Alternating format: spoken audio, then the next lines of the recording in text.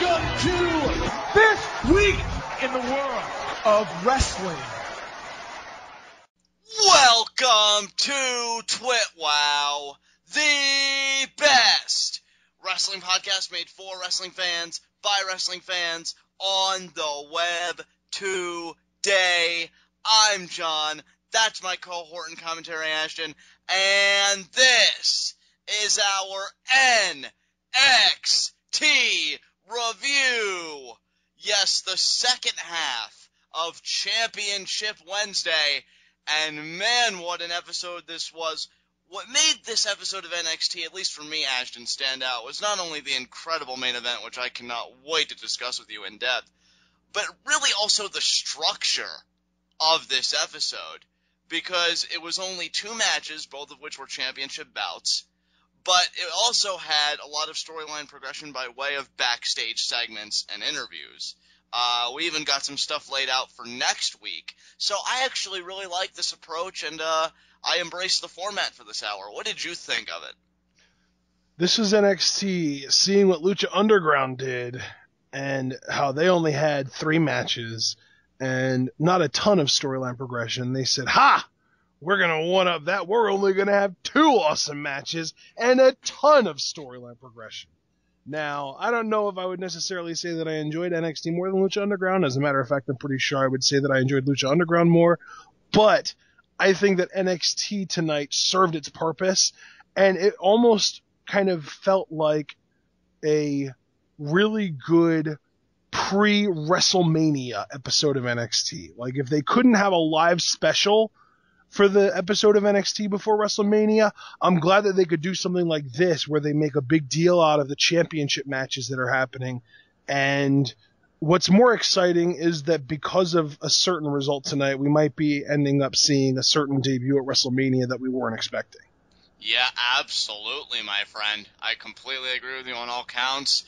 We'll get into what you're alluding to a little bit later, but for now, let's get into our first segment, Heat of the Night. I have 0 heats of the night tonight. Again, I actually really thought this format was unique, how they approached this episode of NXT. 0 complaints from me. What about you, Ashton? No, I don't have any complaints about NXT. The only real complaint that I feel right now, just as a human being, as a wrestling fan, I guess you could say, is that we were all hyped up that we had 4 championship matches today between Lucha Underground and NXT, and not a single title changed hands. Nope. How does that even happen? What is this, Night of Champions 2012? I know, right? Crazy to think about. But with that said, let's keep the momentum going. Let's get right into our NXT review. And to show you how this show just popped right off out of the box, NXT Women's Championship match was the opener. Alexa Bliss versus Sasha Banks. Here's the thing with this match. It was okay. You know, I'm not going to overrate and say, oh my God, it was amazing. You know, Alexa Bliss, I think, still suffers from the deficiencies that I've, kind of pointed out since day one. A lot of pinning attempts from Alexa Bliss, so much so that to me it became, less strategic, so to speak. Like, just running the champion down to it just becoming annoying. Dude, I'm not even joking. When she does that, I feel like she needs to be a heel. Yeah. Because if a heel would do that, that would be such a great tactic to get heat. But as a babyface doing that, it's like counterproductive, because as a babyface, you're supposed to be like all about, honor and respect and trying to outperform, not even outperform, but out-wrestle the other person and just prove that you're better. And she's not trying to prove that she's better. She's trying to get a cheap win with a roll-up. Yeah, it's funny because I remember in our very first conversation about Alexa, so it was either the first or the second because she was very new to the NXT product. Yeah. I said I felt like she could make a great heel, with her look and everything else. The thing is, like, I don't know if it was her first appearance, but it was our first real discussion about her. Yes. Yeah. And I remember, making that point, not necessarily about the pin covers, which I think is a great add-on there to kind of supplement the overall point. I do think if she ever turned, I could sink my teeth into that.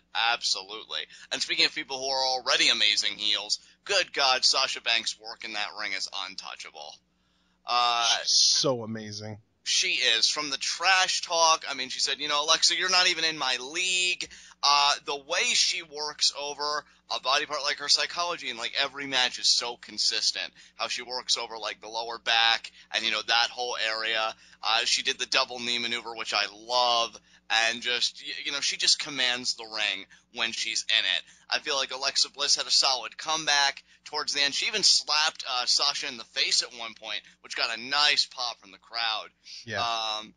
I love, too, that, like, she goes off the ropes. Like, she's going to do some, like, epic, like, an awesome kick to the face or, like, a knee to the face or some kind of an awesome momentum-based move, and then she just stops on a dime and slaps her in the face. Yeah, that's actually one of just my favorite parts of Sasha's repertoire, just from a pure heel perspective. It's such a great maneuver to just be like, I'm so much better than you. This is what I think of you. And the great thing here is I think it just shows you what a great heel, not only what a great heel Sasha Banks is, but overall how much the NXT women's division is respected, because towards the tail end of this match, the crowd actually really embraced Alexa. There were Let's Go Bliss chants that were pretty significant. You know, after Alexa, I think she got, I don't think it was the Bliss flip. She did hit that, though. She got that. But there was one maneuver she got where then she was able to go to the top rope, but then Sasha recovered, and she grabbed her by the arm and she threw her down, and then she did a beautiful transition into the Banks statement, which got Sasha Banks the submission win. Sasha is absolutely incredible, and yes, she is still your NXT Women's Champion, and I don't think we got any complaints about that. No, absolutely not.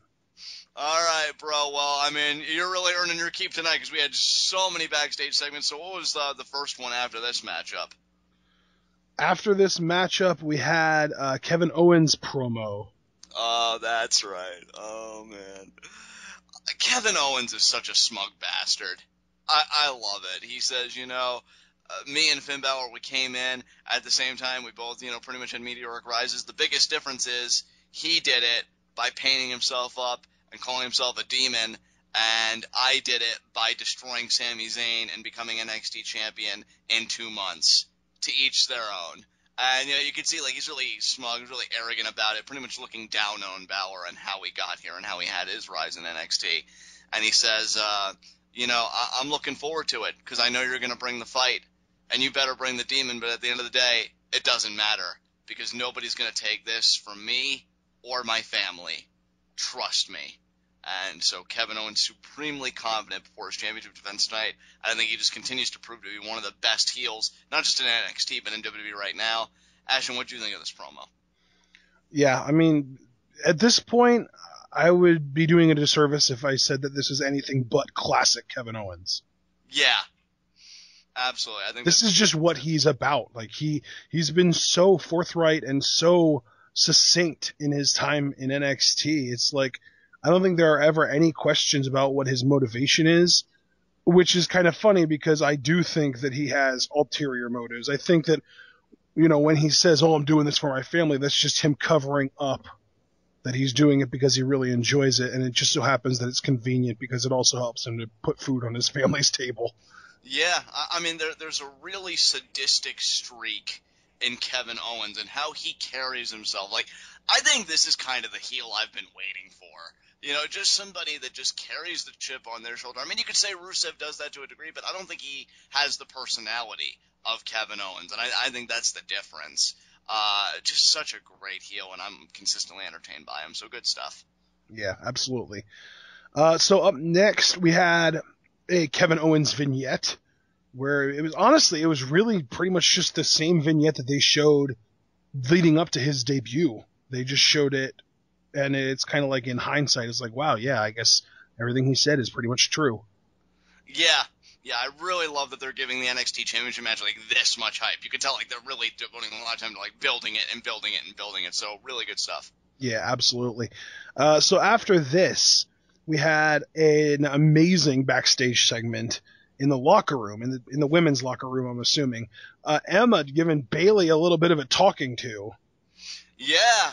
She said, you know, I hate to say I told you so, but I told you so. And Bayley's like, you know, what are you talking about? And she's like, well, you know, you're no longer number one contender. Now you lost to Becky Lynch. You know, you should be NXT Women's Champion, but your problem is you listen to the crowd.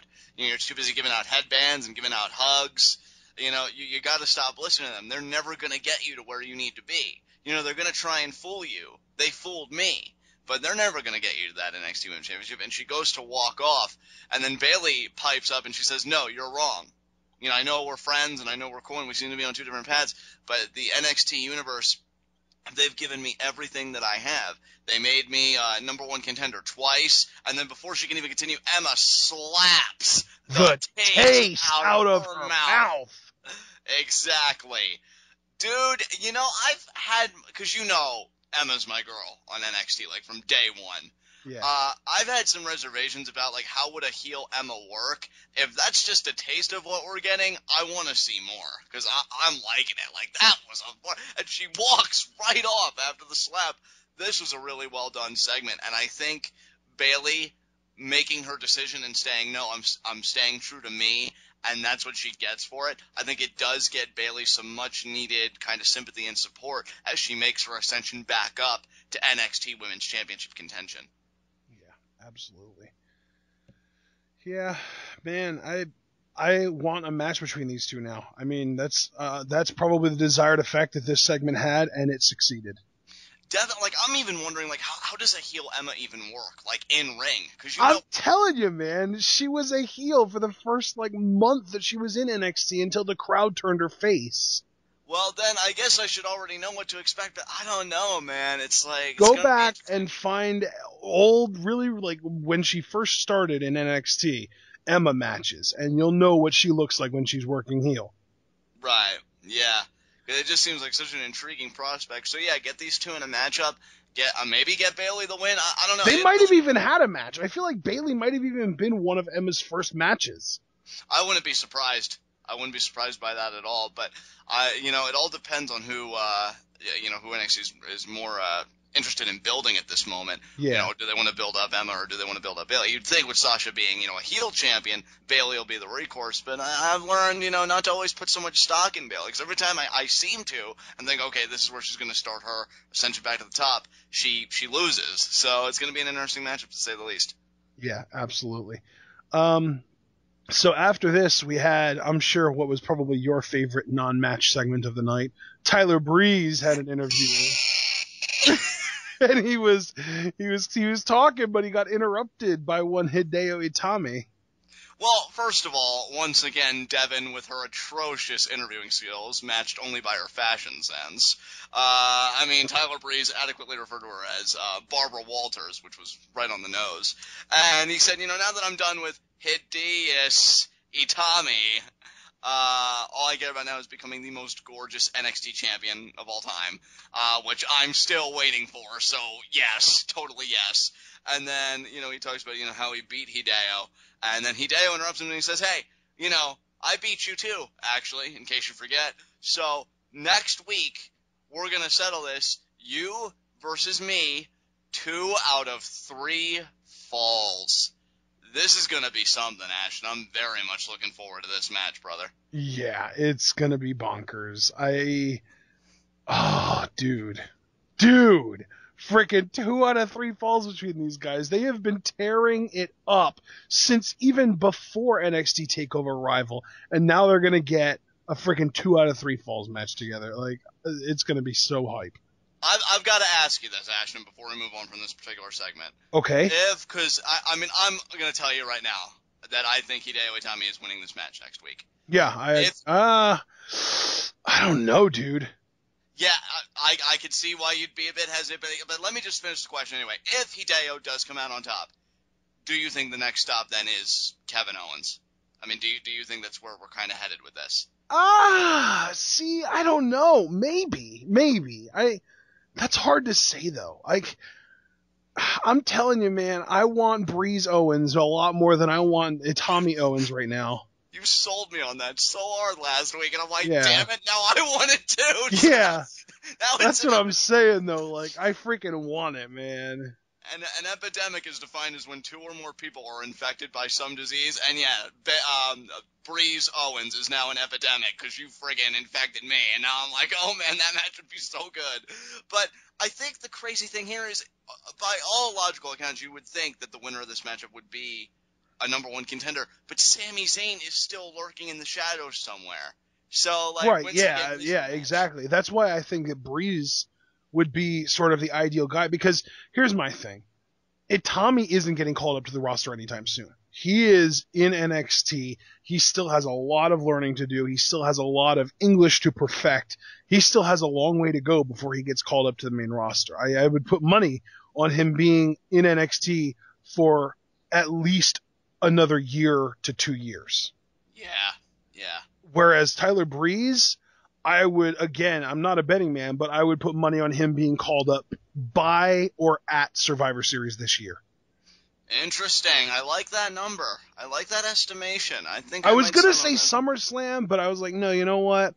I think Survivor Series is a safer bet. And just because if you look at last year, right around the time that Adam Rose got called up is when I would say is, of course, sort of the ideal time to call Tyler Breeze up. Yes. Yeah, dude, I'm just really thinking that this match is going to be a barn burner. Very interesting to see who comes out on top, because whoever comes out on top, with this, I think it'll say a lot about, certain directions going forward.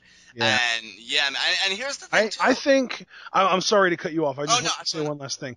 Yeah. I think that, we're going to get, the more I think about it, the more I've kind of convinced myself that Breeze is actually going to win next week. But I think that we're going to get Breeze Owens at the next live special, and Breeze is going to lose and then get called up soon after.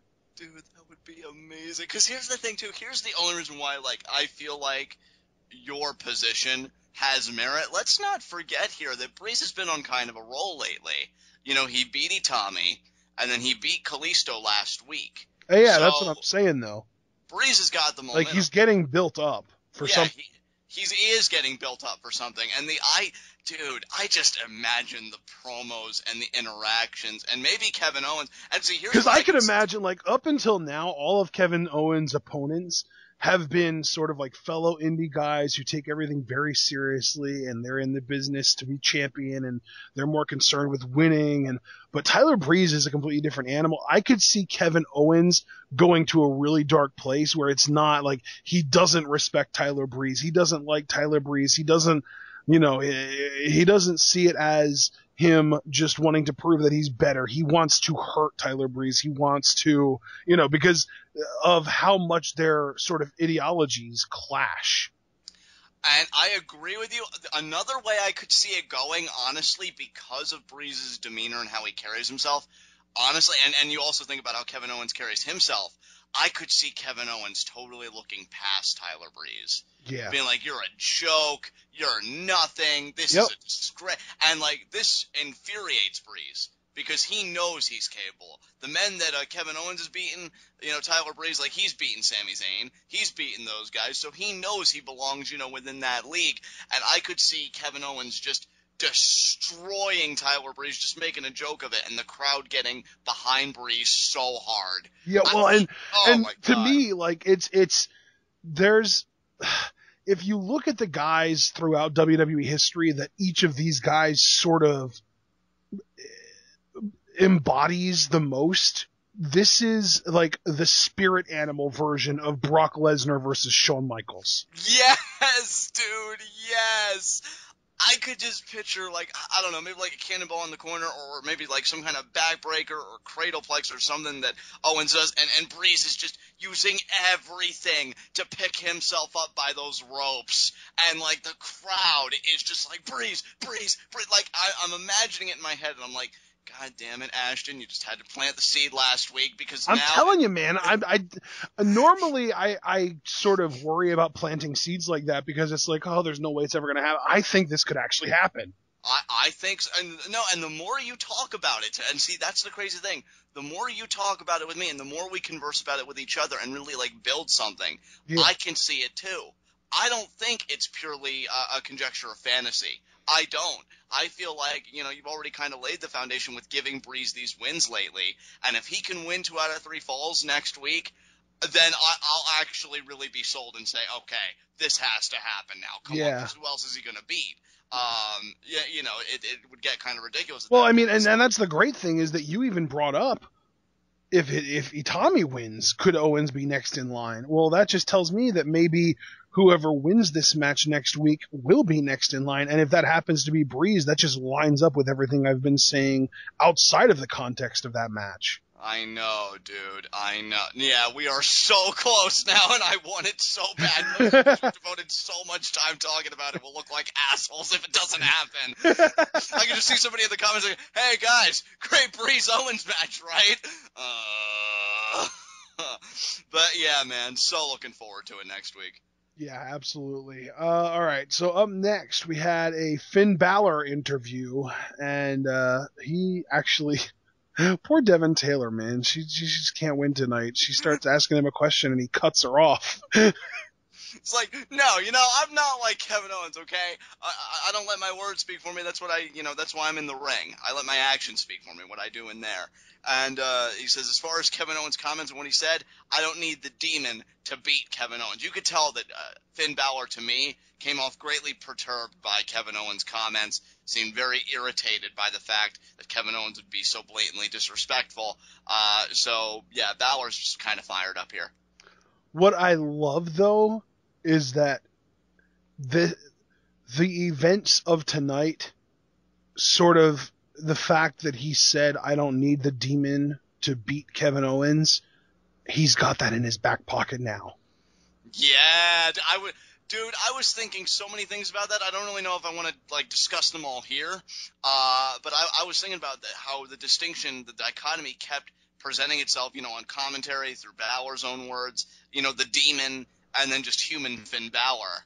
And, and it's like you said, now maybe Finn Balor will look at himself and he'll say, well, maybe I do need to give a little bit of myself to the demon. But then the question presents itself, at what cost? Right. Well, yeah, and that's kind of the thing, too, because if he can only win when he's the demon, then who really is Finn Balor in the first place?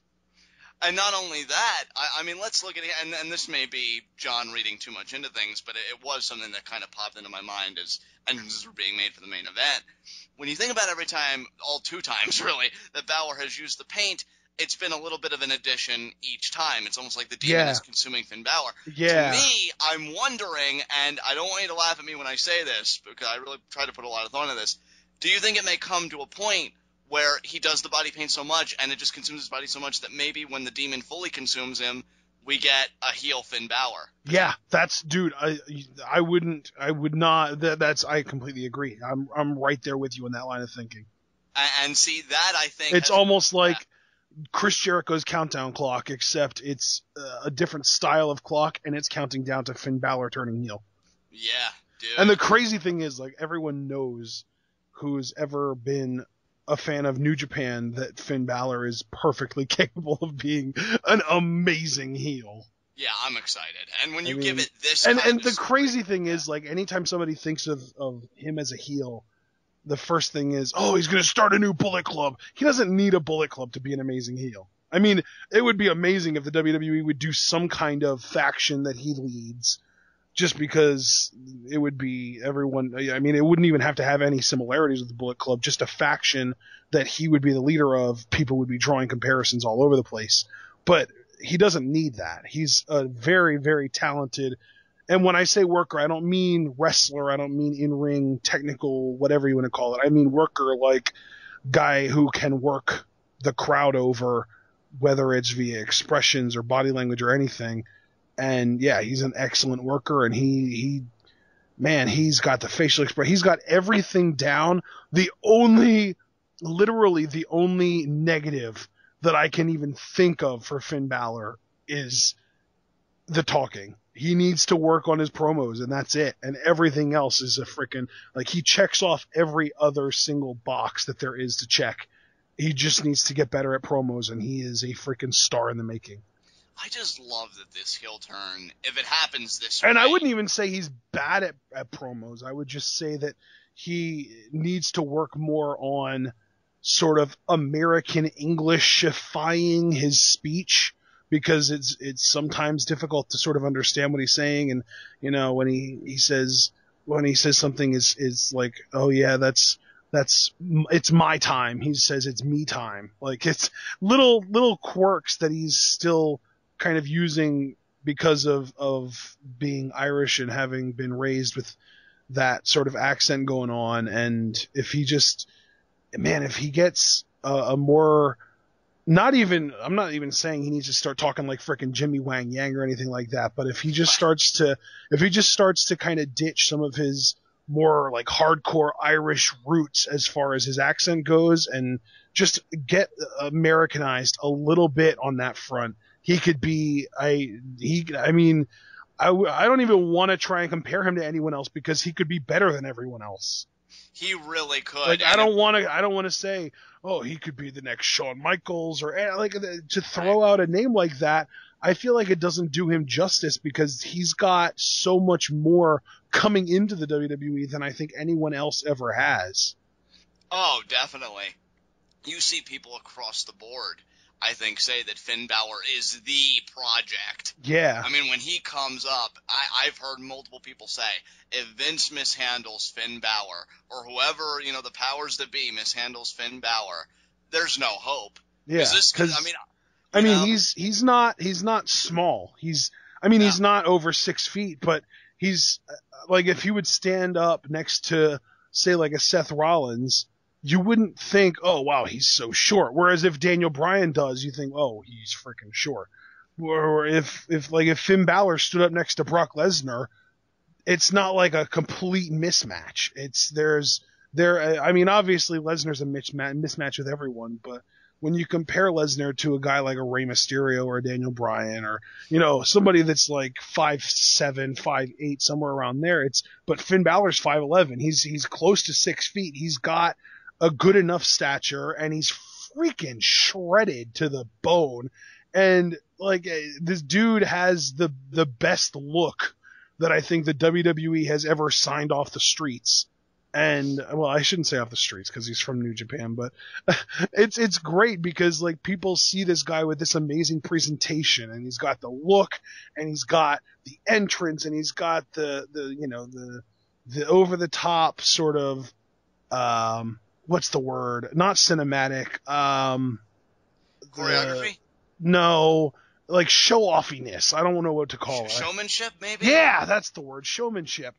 And it's like, oh, well, this guy is clearly just a WWE guy. And then you realize what he's done in the indies and how incredible he is in the ring. And he's got like Daniel Bryan's show of respect and he's got like Daniel Bryan's seal of approval. And it's like, this dude is everything that the WWE could possibly ask for. He needs to get better at promos or they need to give him a mouthpiece. Either way, I really don't give a crap. He's amazing. You know what? I can't even add anything to that. Let's move on. Up next, we had another backstage segment. Enzo Amore, Big Cass, and Carmella backstage, interrupted by Blake and Murphy. The wubbiest tag team and the NXT tag team champions. By the way, John, I meant to ask you. Yeah. I know we didn't come up with Team Thick, so who did? Was that a Renee Young thing when she was on commentary? It might have been. Because I don't even remember who originated Team Thick. Yeah, because I know Team Thick was something that we heard on NXT. Because if it was up to us, we'd call them the Dubstep Cowboys. But Team Thick is something that we heard them actually call them on NXT once, and now it's like they've completely forgotten that they ever even gave them that name. Yeah, it was either Renee Young or Jason Albert. It had to be one of those two. I keep on feeling like it was Renee. Yeah, probably. I mean, Albert might have said it too, but I feel like Renee was the one that came up with it. Right. But yeah, I mean, Team Thick, they're apologizing to Carmella for what happened, and they pretty much give her jewelry as a, forgive me gift. And, Enzo's all over that. He's like, it's fake jewelry. And then Cass is like, oh, you should have gone to middle of the mall like, stuff. Yeah, it's middle of the mall stuff. And then Cass is like, you should have gone to Jared. I freaking love these guys. But Carmella seemed taken by the gift. She even said, like, it's fabulous. And Team Thick was like, well, just like you. So they're quick to the draw. And she looks at Enzo and Cass and was like, well, you guys never buy me jewelry. And it's like, ooh, tension. I love it, dude. I'm telling you, I hope she turns on Enzo and Cass I hope that she cost them the NXT tag titles, as horrible as that might sound. Well, it would make for a great story for them, right? I mean, because here's the thing, particularly with Enzo, because I would never want to call a guy as big and as legit as Cass a loser to his face. Right. But, you know, Enzo and Cass as a team, they're supposed to be those lovable, likable losers. You know, they're not really the guys, to me, that get the big wins. I mean, that's not to say that I would never like to see them as NXT Tag Team Champions. You know, I've made my position on that quite clear. But, yeah. Have Carmella cost them the first time around, have them work their way up to a rematch, and then maybe then put the belts on them just as kind of like to put a kibosh on the whole thing and maybe get a little bit of comeuppance on Carmella as well. So, yeah, I completely agree with you. So yeah. All right. Well, are you ready? Oh, I don't know, man. As if we haven't gushed about Finn Balor enough tonight. We have our main event of the evening, Finn Balor versus Kevin Owens for the NXT World Heavyweight Championship. This match, it felt like it got so much time, dude, and I loved it. Oh, dude, it had to have gotten at least 15 minutes, if not 20. Yeah, it felt like a 20-plus kind of affair. But man, like, where do you even start? Because to me, like, yeah, we've been praising Finn Balor, but to me, again, Kevin Owens just shows up in every regard. He's a great trash talker. I remember at one point he was like, "Where's the demon?" And that led to a great moment for Kevin Owens being caught with Finn Balor's beautiful drop kick, which I think he definitely gives Dolph Ziggler and Randy Orton a run for their money with how good his drop kicks are. You know, you see Finn Balor, he works on the arm of Kevin Owens in the early going, but then, you know, Kevin Owens kind of returns the favor later, and he works over the knee after Finn Balor has a mishap. It just, like, there was so much stuff that went on in this match. I mean, what were some of your highlights, Ashton, when you think of this match? When I think of this match, I just think of psychology. That's the big thing that this whole match was about to me, because literally the moment Finn Balor went for that drop kick in the corner and missed and hit his shin on the turnbuckle, the entire flow of the match changed. Completely agree. And that's why I loved it, because before that, you know, shin problem that Finn suffered, it just seemed like, you know, Owens really grounding Balor trying to fight back, you know, the good back and forth, trying to use his speed and all that stuff. He stuffed one powerbomb attempt, got a double stomp, you know, on his chest and everything. So it was like really back and forth. As soon as that shin kind of gave out with the missed drop kick, Owens was all over it. He was relentless on that knee. It was a thing of beauty watching him go to work. He even did a corner like cannonball on the knee. It was crazy, dude. He was working it over maliciously, which made the fight from Balor as he was fighting his way back up and trying to turn the tide all the more compelling, because you could see the excruciating pain this guy was in. Yeah, absolutely. I mean, let's just kind of let the cat out of the bag. Finn Balor did hit the coup de grace in this match. He nailed Kevin Owens with it. But here's the thing. When Owens saw that Balor had that injured leg, he put it in a freaking blender and hit frappe. He was doing everything to destroy the knee.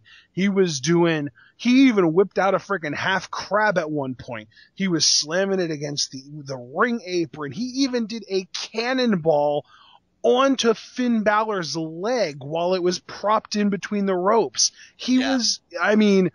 To say that a bull sees red is the equivalent of saying that Kevin Owens saw that injury. He zoned in on it, he had tunnel vision, and he did everything in his power to destroy it. And then Balor finally gets out of the way before Owens can hit a third cannonball on him. And it takes Owens out long enough that Balor actually has time to go up to the top rope and hit a coup de grace. And he nailed it, but he didn't capitalize because he was in so much pain from having just driven his bad leg, as well as his good leg, but specifically his bad leg, into Kevin Owens' chest. It was like, this was such a well-told story. Like, if we look at the 5 matches that we got tonight, I would argue that this was the best of the 5. I would agree with that, actually.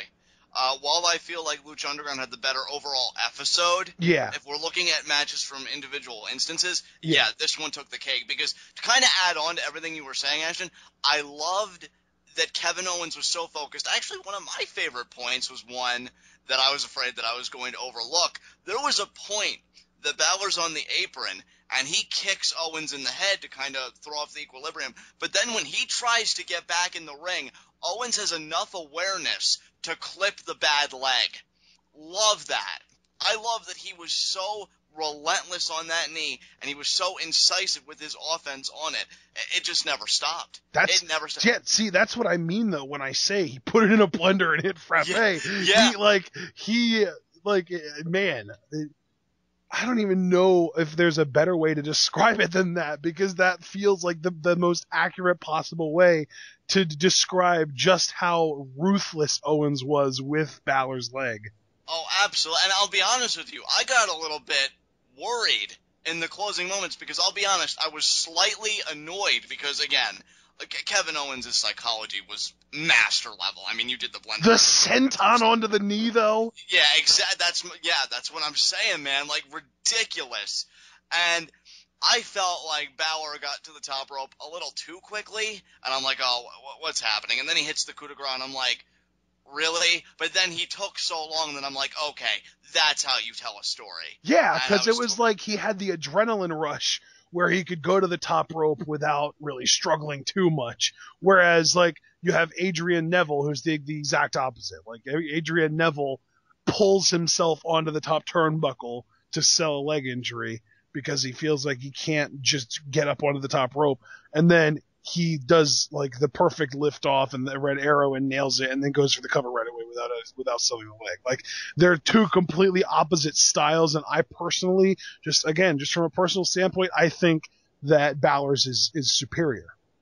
And another reason why I liked Balor actually hitting the coup de grace was that it made for a great moment for Owens, because his recovery time was insane. Dude, like, I know. He was on his feet at almost the same time as Balor. Exactly. Like, you could see him, and I was watching Owens, honestly, more than I was Balor.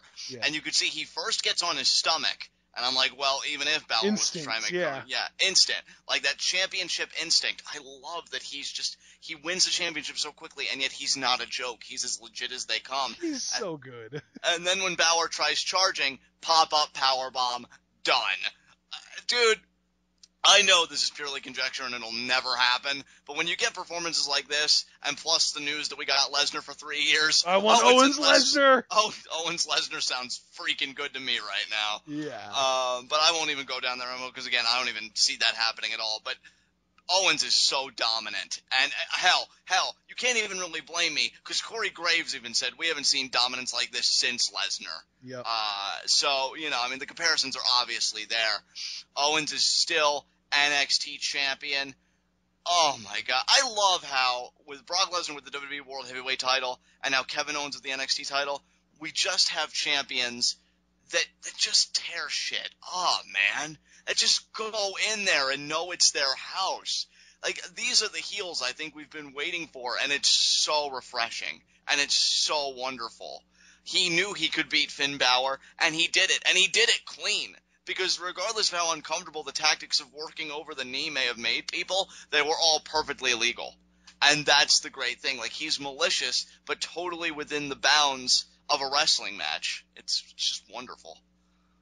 Yeah. Oh, man. This match was wonderful. Oh my God, it was a work of art, I'll tell you. And again, they gave it time, and it had the big fight feel. People were chanting, "Let's go, Finn! Let's go, Finn!" So he had them in the corner. And normally, again, we do have those Kevin Owens fans, and I think maybe they would have showed up at the beginning, but towards the latter half of the match, man, everybody was thinking, man, I'd be a jerk not to cheer for Finn Balor at this point with how much he was struggling, and it was just such a great story. So, anything else you want to say? Dude, I'm so glad we had as much of a discussion as we did about this, because that match was just so good. Oh, no, you can't pass over a match like that, and I'm really glad we had at it, because that was a great championship bout. Yeah. So I can't wait to see these guys lock it up again, and maybe Balor will bring out the demon next time. Only time will tell. Maybe. Yeah, it's definitely a storyline that we're going to have to pay attention to. Oh, absolutely. So with that said, let's get into our next segment, high spots and low shots. I gotta say, man, my low shot is Alexa Bliss. She's not one of those women in the division that you could say is a consistent fixture in the title picture. This was a really unique and rare opportunity for her. And she blew it. And she blew it. That's right. Know your place. And she, oh my God, we love Sasha Banks so much. It's almost obscene, I'm sure. But, yeah, she taps out, man. She goes back to the bottom. And, you know what? That's right. That's right. And you know what? Nothing even against Alexa Bliss, but I am glad we got her championship match out of the way this way. Because, again, she did kind of show those deficiencies that I've had a problem with her from day one. So just keep working on your game, and who knows? I mean, anybody, I think. I never really count on anybody in NXT. Who knows where she'll be in a couple months. But I'm thinking now the main focus is, Becky Lynch, Bayley, maybe a newly heel Emma. Who knows? Dude, Emma versus Sasha Banks. I can dig it! But one of them would have to be face. Maybe Sasha will turn face between now and then. Oh, maybe. I don't know. God, why? But more importantly, who's your low shot, bro? Well, I mean, you kind of handed this one to me on a silver platter, didn't you? Kinda, yeah, I guess. Yeah, my low shot's Finn Balor, man. I mean, he kind of acts like he's all, I don't know, offended by the fact that Kevin Owens told him to bring out the demon, and he said that he doesn't need the demon to beat Kevin Owens, but apparently that's not as true as he'd like to believe. Oh, man, poor Finn Balor, man. Goes to the back with that knee. He's got ice. I was like, oh, God, it hurts so much. But at least TWitWoW had good things to say about me, right? Oh, low shot, come on. And it doesn't get any better for him. But, I mean, there were only 2 matches, so it's not even like it gave us a lot to work with at NXT. Yeah. Beef up the content next time. Well, I mean, we got 2 amazing championship matches and a lot of storyline progression from backstage stuff, so. Yeah, we really did. We really did. Just, Finn Balor will be back. And you know what? It's not even like we discredit his effort. It's just he lost. And, NXT title opportunities, especially against a champion with the credibility of Owens, they don't come every day. I mean, hell, let's be honest. I don't know if the demon would have even helped Balor to win this match quite as much as morphine would have. Yeah, exactly. Yeah. More for that knee, absolutely. And the thing is, I mean, you and I, with our discussion about Itami and Breeze, we don't even know who the next number 1 contender is going to be because with William Regal's managerial style combined with the credibility of Owens, I mean, you've really got to be something special to be able to step into that ring and get a title shot. And again, that question. Tournament, yes, and make Breeze win it because now it's the only conceivable option that exists. So get it done. Maybe a good tournament would give Finn Balor a chance to catch his breath. Oh my shit, man! What the hell? But oh my God, what was that? I don't even know. I'm so giddy right now. It's Wednesday night. It's the best night of the week. But my high spot, besides my own laugh there, which I can't believe that's on recording. I'll live with that for the next 20 years. Great job. You know what, dude? I know you've forgiven me for it in the past, so there's no reason why you won't forgive me for it now. I'm going to ham it up a little bit. I'm going to do an honorary high spot. I'm going to give it to that main event because it was just honorary? Okay. Yeah, so freaking good. But as far as my high spot, I'll continue on the same trend. My high spot's Sasha Banks. Yeah. Because here's the thing. Last week, she really felt like it was an affront by Alexa Bliss to not only get the win the way she did, but then have the audacity to talk it up like she really achieved something. Sasha Banks told her, no, you did not. It's still my house. And when push came to shove, Sasha Banks proved it. And here's another thing too, Ashton, and I know it's like not the biggest point in the world to make, but both of those champions, both of our title holders in this case, were heel. In fact, I think all of our champions are heel because Blake and Murphy, I know, are heel in their feud right now. And both of them retained cleanly. And, they're both legit. So, great job, Sasha Banks. You're amazing. Yeah. Man, see, here's my thing. I want to emphasize that, I don't want to give my high spot to Kevin Owens. And the reason behind that is because he beat a guy who he perceived as good, but somebody that needed the demon in order to beat him. And he didn't use the demon, so he knew he wasn't going to beat him in the first place. So I refuse to give Kevin Owens my high spot. And for that, I'm going to give my high spot to Blake and Murphy, because they finally started getting their charm on and maybe potentially winning over Carmella, which could potentially lead to them having a higher percentage possibility of retaining their titles whenever Enzo and Cass get their title shot. Oh, absolutely. I'm just waiting for her in the course of that match to get up on the apron or distract a ref or maybe grab a leg out of nowhere when one of them is coming off the ropes. No, I think it'll be unintentional at first, or it'll look unintentional at first. Like, she'll be talking to Cass and distracting him, and Enzo will go off the ropes and knock him off, and then Enzo will get rolled up. Right. Like that kind of thing. Man. Like something a little bit more discreet, where Enzo and Big Cass can sort of quietly, silently to themselves, sort of what's the word? It's where they hold a grudge. Resent. Yeah. They can kind of quietly resent Carmella for costing them the match, even though it kind of seems like she didn't do it on purpose, but it was kind of convenient timing, you know what I mean? And then if they ever get another shot, which I'm assuming they would, they can, that's when the turn happens. I could just see Enzo. Carmella, pretty funny that you were talking to Cass right as I was ready to pick up the W. Just doing that whole thing. Great choice of high spot. Don't you know that his big boot is my finisher? Enzo has no unique offense. With that said, man, I'm in a good mood. But with that said, do you have any concluding remarks about NXT? I sure don't. Oh, that's wonderful. Okay, well, with that said, this has been NXT. This has been TWitWoW, the best wrestling podcast made for wrestling fans, by wrestling fans, on the web today. I'm John. That's my cohort and commentary, Ashton. Guys, be sure to comment and subscribe on YouTube. What did you think of NXT this week? What did you think of the NXT World Title matchup? What do you think about the prospect of Emma really, being this fully embraced heel, which apparently has already happened before, and I need to go watch the tape. So talk to us there. Be sure to take the conversation over to Facebook on TWitWoW, an amazing pro wrestling group. Also be sure to take the conversation over to our TWitWoW subreddit that Ashton created. I'd love to see some activity going on there. And we will see you again for preview and predictions for WrestleMania 31, and it's amazing what news of a contract signing can do for the hype, because now I am really psyched to talk about all these matches with Ashton. And of course, guys, be sure to tune in with us for our WrestleMania 31 live reactions on Sunday. It's going to be crazy. I mean, they call it the 4-hour extravaganza. It's really going to be something. And then, of course, Raw TWitWoW after, because it's the WrestleMania, post-Raw, which is always special. So some great content coming your way. Until then, just tune in and peace out.